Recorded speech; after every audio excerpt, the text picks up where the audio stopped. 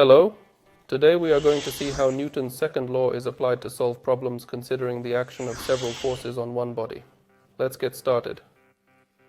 To ride a child weighing about 19 kilograms, two teenagers pull the sled with ropes, weighing 3.7 kilograms, as shown in the drawing. We will draw it.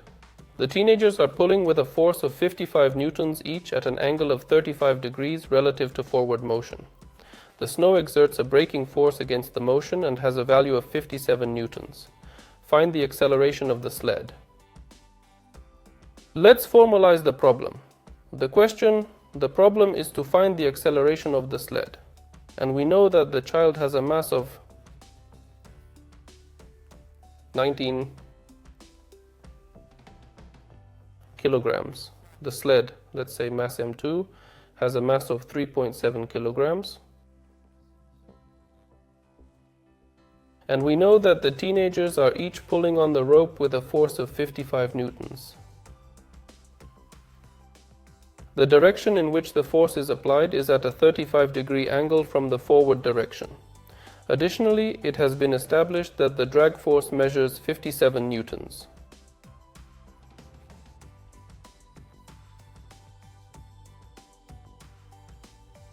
That is, the snow will inhibit this process.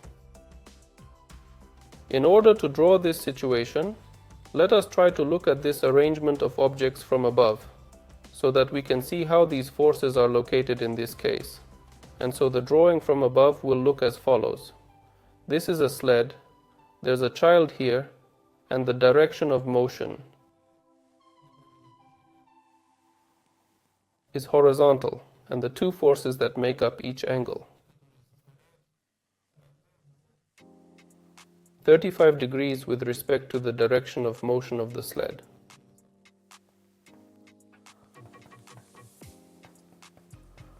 This is how these situations look like.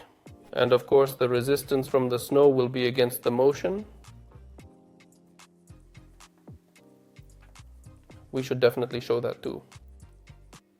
And under the action of all these three forces directed exactly in the plane of the horizon, there will be some acceleration, which will be directed in the direction of the precipitation movement, and we have to find it in the problem. How to be in this situation from the point of view of application of Newton's second law? Well, let's remember once again that Newton's second law tells us that the product of the mass of a body by the acceleration of a given object is the resultant force acting on that object, or the sum of all forces, vectorial, acting on that body. In this case, in this plane, we have two forces at work. The two forces that the boys have exerted on this sled, and the force of resistance from the snow. Of course, we must not forget that the all-weight reaction of the support acts on these objects, but in this case they work in a plane perpendicular to the figure, and we understand that they compensate each other, so they do not influence this acceleration here. Therefore, we are interested in this particular arrangement of forces. And now our task is to describe the actions of these objects along the corresponding axes. Here we can choose the coordinate axis as the x-axis along the motion of this sled, and y is the axis directed, perpendicular to x-axis. What are these axes introduced for? To show how these two forces will create their components and how they will affect the motion of this sled. We can consider the components of one of these forces because in general we can see here that with respect to the given direction of motion they are symmetrically located and will work in the same way. So let's consider the component of the first force, that is, it is directed along the x-axis. Let's denote it as Fx, and the second component is directed perpendicularly Fy. The second force will have absolutely the same layout of components. The only thing is that Fy will work in the opposite direction, and we immediately realize that along the y-axis these two components will mutually compensate each other, and therefore we can immediately remove them in this problem. We are left with only two components on the x-axis, which will be directed in the positive direction. So then we are left with the doubled x component of the force in scalar format, and minus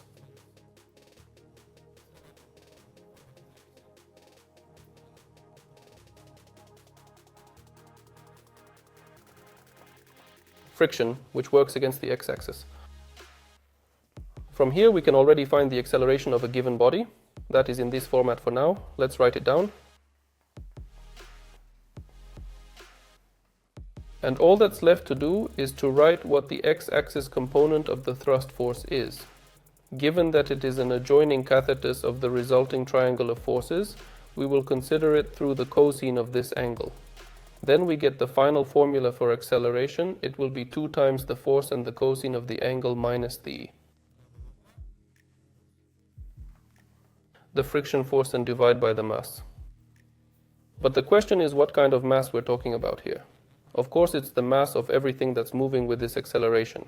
That is, in this case we have a sled, we have a child sitting on it, and naturally they both have the same acceleration, but again, provided that they move together.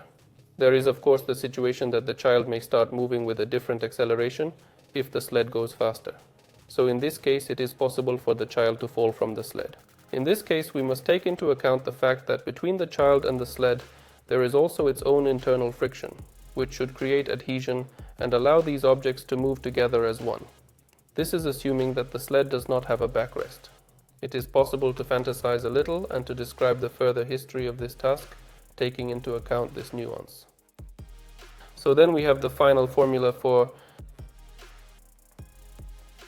this acceleration, taking into account the total mass of these objects. Let's put the value and calculate the acceleration. So, we have a force of 55 newtons. The cosine of 35 degrees minus friction is 57 newtons. And the sum of the masses is 19 plus 3 whole, 7/10 of a kilogram. And dimensionally, since we've got newtons on top and kilograms on the bottom, of course it's meters per second squared.